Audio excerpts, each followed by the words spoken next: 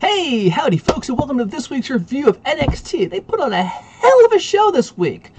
They kept it real simple. We had 4 matches overall through the course of the night, and they basically just stuck to that, and it really worked well.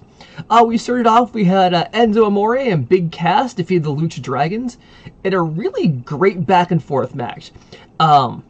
First of all, Enzo, Amore, Big Cass, they worked the crowd like nobody else.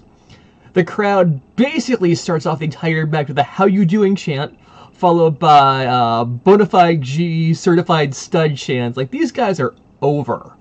Like, I see big things for these guys at this point. I don't know if their gimmick would work on a bigger stage, but at Full Sail, these guys, the crowd eats them up. Enzo worked most of this match sort of solo. Usually in the past, he's sort of been like the little chihuahua, like basically barking at somebody, and as soon as he gets himself into trouble, Big Cass comes in for the save. This time he held his own for a lot longer. The first half was basically him and Sin Cara going at it. Kalisto finally gets in, hits a couple of the big sweet spots there, and in the end, Big Cass basically gets to tag in, cleans house, tags back in Enzo, and he gets the win. I love the fact that post-match, Enzo's basically down and out, and Cass is sitting there basically holding him up. Like, hey, this guy here is your new #1 contender. Well, they are the #1 contenders for the NXT tag titles. I really like this. I think they're a hell of a team, and they connect with the crowd. Like, I could be wrong. This could be something like we saw with Fandango basically last year come WrestleMania, where like they could get over with a huge crowd. I know it works in NXT though, and kudos to them for that. After that, we had Alexa Bliss's return versus Carmella. So this was I was really impressed with this match. We haven't really seen Carmella against a solid opponent yet. We've seen her fight Blue Pants a few times. We've seen her have a couple squash matches. This was Alexa Bliss's return. She came back, new ring attire. It's this darker purple, not the whole like light blue frozen princess sort of thing that she had before, but sort of in the same vein. Great back and forth match. Alexa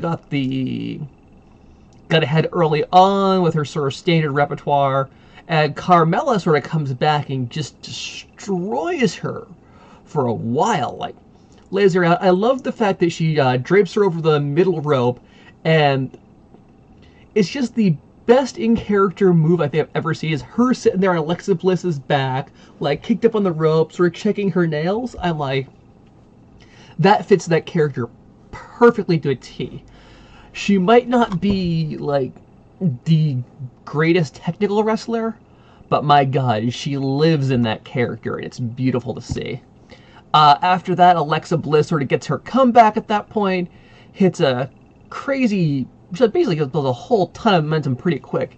She hits this, I guess she called it the Sparkle Splash, and it's like a twisting body press off the top rope. It's not quite like, I don't know exactly how you describe it. She has a sort of cartwheel dive, and she picks up the win, which is really good to see. I don't think it hurts Carmella, because Carmella has basically been with Enzo and Cass, so she's part of that trio. That trio itself has momentum, and this one loss I don't think sets her back, which is really cool. After that, we get the Alex Riley promo. And here's the thing, is like, I'm not a big Alex Riley fan to begin with, but when you recap the whole thing with him and Kevin Owens, with Owens dumping the water on his head, just sort of bullying him during the commentary, and then basically his journey back at this point, showing him training, showing all of that, was really great to see. And it even got me pumped. And like I said, I'm not his biggest supporter. Like, the Letterman jacket and the crew cut, I was not digging. But when he came out with sort of like the straggly hair, and I think he had his flames in the back of his head, if you think of the Phoenix motif, the whole rebirth thing going, I'm digging it. He comes out there facing CJ Parker. Poor CJ Parker. Like, I know everyone needs an enhancement talent, and he's got a great gimmick. I love the whole sort of hippie like protest thing.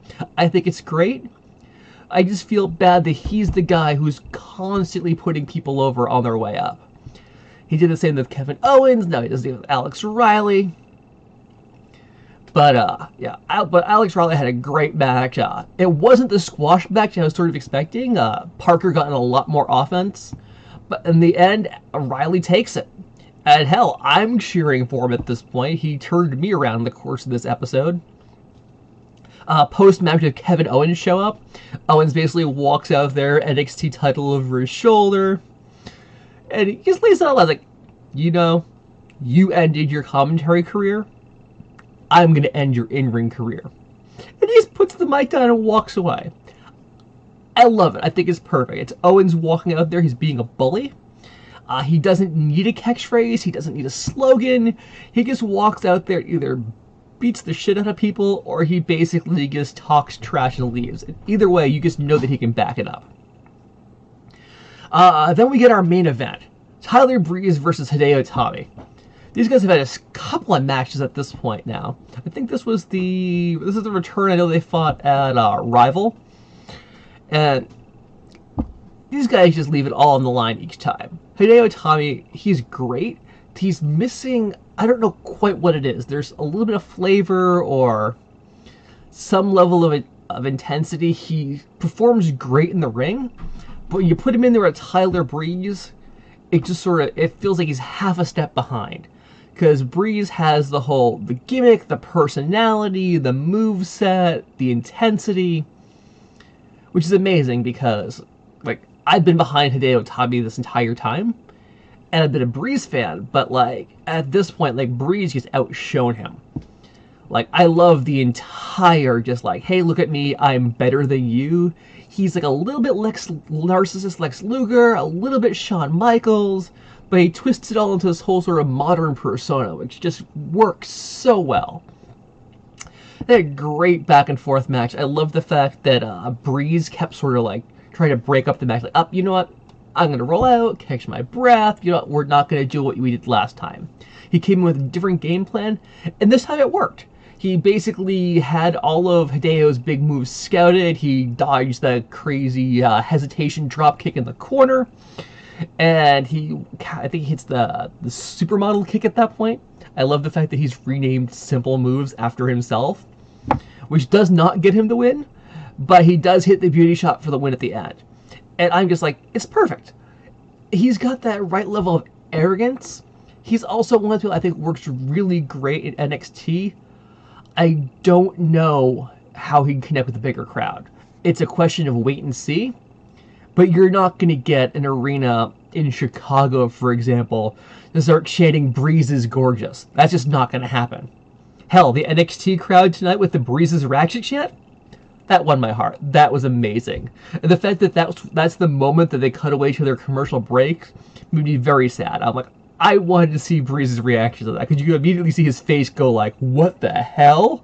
And then we go to commercial and we come back and we've lost that moment.